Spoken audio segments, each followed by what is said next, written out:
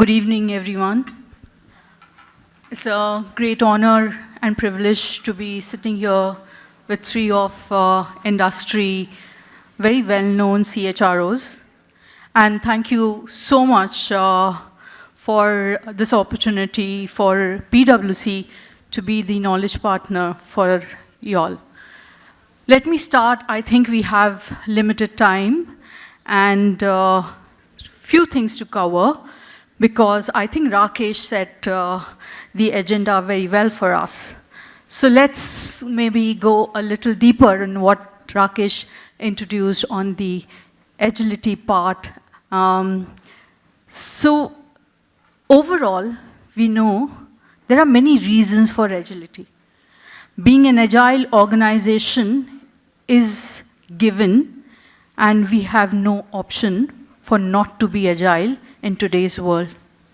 Few of the reasons, of course, one most important is the geopolitical scenario. We all know that lot of things are happening around the world that impacts the organization, definitely. It touches our lives. India may not be directly right now, but it is sooner. In 20 days, we'll get to know where we stand in terms of the overall requirement for being agile from a geopolitical environment. Second, of course, the more important one for today's discussion is organization needs to be agile because of the transformation which is happening, because of the innovation which is happening, and because of the entire AI implementation roadmap and strategy. You three of y'all have your hands full, and I'm sure you have a lot of case studies and examples for us to learn from today. So let me start by saying, in this given scenario, especially for the second context, do you think the CHRO agenda has changed because what the enterprise level changes are happening? How is your role shaping? And what would be your view for that? Let me start with you, and then maybe we can go. Yeah, hi, good evening, everyone. And I think it's a good opportunity to talk about agility at this platform. So to answer your question, I don't see agenda changing. You know, as CHROs, our agenda has always been to build organization capability to deal with whatever situation it is, right? Situation is challenging. So the action would be different, but agenda remains the same. So I was responsible for building the right organization capability to support the CEO, MD to meet our financial objectives. So even today they are the same. So for example, if the geopolitical situation has changed, so the most basic things which we are supposed to do, we need to now do it more.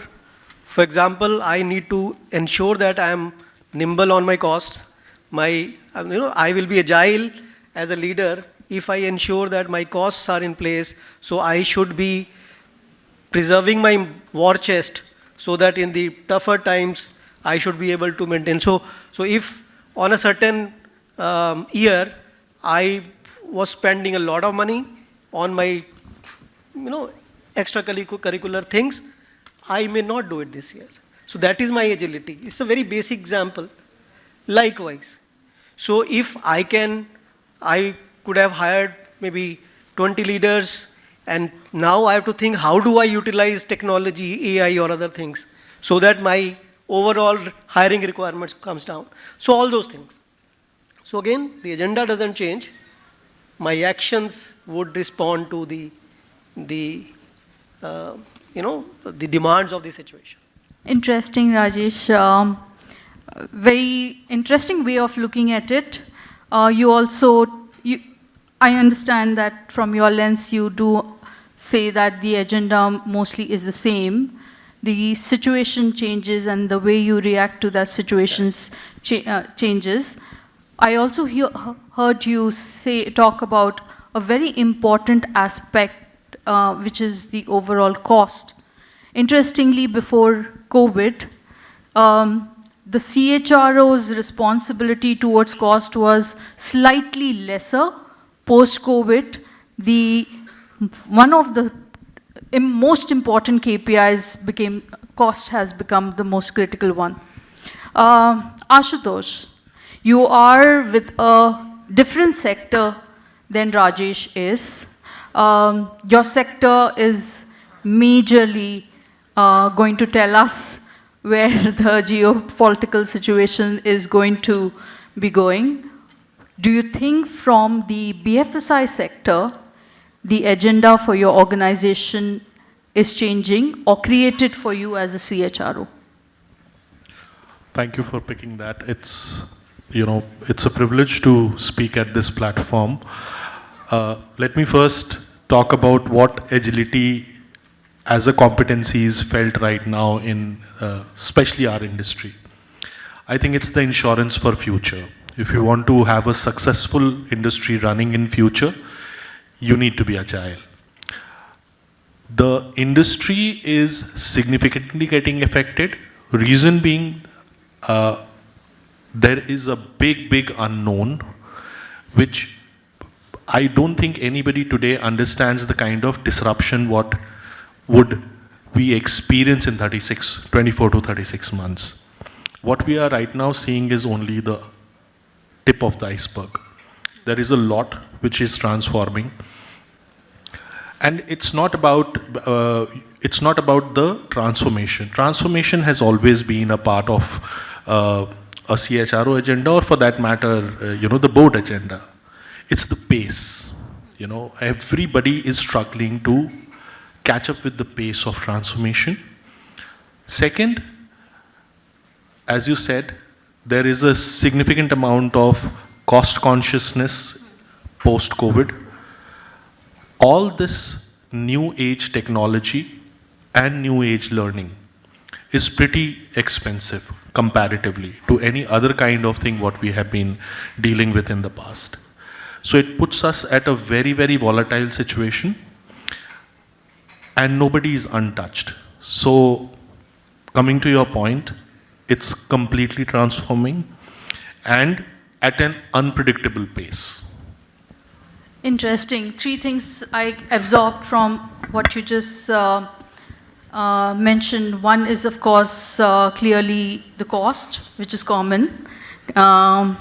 Second is, you also talked about I was preparing for this moderation session, and I went through all the 3 annual report.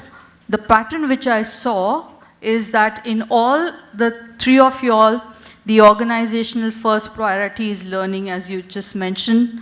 Second, of course, is the digital transformation. And third is the second point you touched on, that's the transformation journey. So picking up on this one, your sector is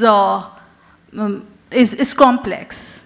Attracting the talent, retaining the talent would probably be one of your burning concerns most of the time. As a CHRO, do you see any agenda which has reshaped, changed for you, or it is just the same thing which you are working on? Yeah, I think it has changed, and we are not as disrupted as, let's say, a BFSI, being a traditional sector, but people who are moving fast are growing more. So agility is at the center, and it's easier said than done, to tell you the truth. And HR is key to enable agility in the organization.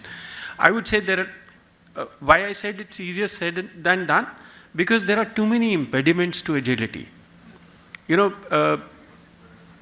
Everybody wants to be agile, but then everybody puts some spoke or the other into that. And I think the first and foremost is simplicity is lost to people. People think that they'll be called experts only when they complicate things. And there are too many people inside organizations who will make complicated processes, who will make complicated practices. So HR has to keep on disrupting that. HR has to keep on making sure that enablement happens, that work gets done, despite all those impediments. I don't know. I have seen that in every organization that I've worked, and I've worked in 3 organizations. There are too many self-styled auditors all over the organization. I don't know whether it resonates with you or not. People who want to slow things down, people who want to put checks and controls, excessive checks and controls. I'm not saying checks and controls shouldn't be there. They should be there, but there has to be a balance. If those checks and controls are slowing you down, then they are bad. And I think HR plays a very, very big role in speeding things up. That's where agility is very, very critical. Thank you so much. Clearly, I heard very interesting things which we consultants are blamed for complicating things. So simplicity is what I heard from you. Also, HR is being the enabler for making changes in speed and transformation. All 3 of you all talked about the transformation part, the change part. So I'll now go to our second part of the conversation. For a CHRO, the agenda is not just making sure the implementation and adaptability is done. It's a very large transformation journey for you all. So how important it is for you all to make sure to keep the culture intact or align the culture accordingly. So culture, change management, and values, how important are these for in your context right now? So Rajesh wants to go first, so let's do that. I thought you told me. No, you can't. No, so I'm being agile, right? Yes. You see, these are the culture, values, and the third thing you said was? Values, culture, and change management. Change management. So first and foremost, I think these are 3 enablers or the basic things which the organizations must drive, and they should be aligned with their objectives, how they want to do stuff, what they want to do, etc. So unless these 3 things are aligned, nothing is going to happen, right? However, I think it will be thinking too big of HR to say that these are 3 HR agendas. They are not. HR is an equal enabler of all these 3 things along with the CEO and the entire management team. So the mistake which we carry out is to assign this responsibility to HR कि ये तो values HR का काम है, change management HR का काम है, culture HR का काम है. I think that is where we go wrong. ये HR का एजेंडा नहीं है, ये leadership का एजेंडा है, and it starts with the CEO. HR is one of the participants in driving this. So if any company who have outsourced this to, or any CEO or the MD who's outsourced this to HR is a recipe for disaster. I hope your CEO is not listening. So actually, I read somewhere the CHRO gets blamed for the culture that the CEO sets. CEO has created. We have one CEO here, we can do the vaccine. So I would say, I would pick up change management from what you said, and that is where I think the role of HR is paramount. All HODs or functional heads, they know their jobs. But when it comes to change, and change is happening all the time, they need the expertise lent by HR. And if we work as partners with them to help them facilitate that change, I think that is a very valuable contribution that HR brings to the table. And I think we all have built that skill over the years, knowing how to make a change, I would say valuable for the organization. I would also say palatable to employees. What is in it for them? What we saw in the video. We know how to, frame it in that manner that change management becomes a little easier. That is where our contribution is, I think, absolutely valuable. So while generally I go with the common thought, but unfortunately I have a little different opinion here. I guess it helps the discussion to be diverse. So keeping HR at the center of culture, I think it's absolutely fair. And I don't think that the evolved organizations today operate in a manner that what is told to you, you have to be done. I think it's all about debating. It's all about creating the correct values. And I would say successful organizations generally have a very empowered HR team. And why I say that is, every function has its own competencies. I think HR has the core competency to deal with people. And if there is any intervention which is required, whether it is culture change, whether it is vision and values, whether it is an exercise which impacts people overall learning agenda, it's fair to have HR responsible for it. Okay. I'm sure while both of them have mentioned that the HR, the culture could be the CEO's agenda. Internally, they know that many a times they are the torchbearers. So, yes, the way they've articulated is different. Everything is so drastically changing. If the skills, the competencies, and the capabilities are not touched upon, then we are going to miss the bus. So what is your view? Are you moving towards a skill-based organization? Is there a massive learning initiative taken because of this agile, innovative, and AI journey? What is your view on that? So interestingly, I have been privileged to work with certain organizations all my career who always looked at the future and how it can change. I think it's not about your learning agenda. It's about, have you created a learning culture? If there is a learning culture, any change can be dealt with. If you create a learning culture, your people within the organization, irrespective whether you are an enabling organization or not, they will constantly evolve and become better. And today in the world of hierarchy, everything, now with generative AI, everything you can learn. And we are a privileged generation who's actually looking at this transformation, who still has that judgment that what you are getting online or what you are getting from ChatGPT, you still have an acumen to question whether it is right or wrong. I'm more worried about probably 5 years down the line when people don't know what is right, what is wrong, and they have to trust completely on the future.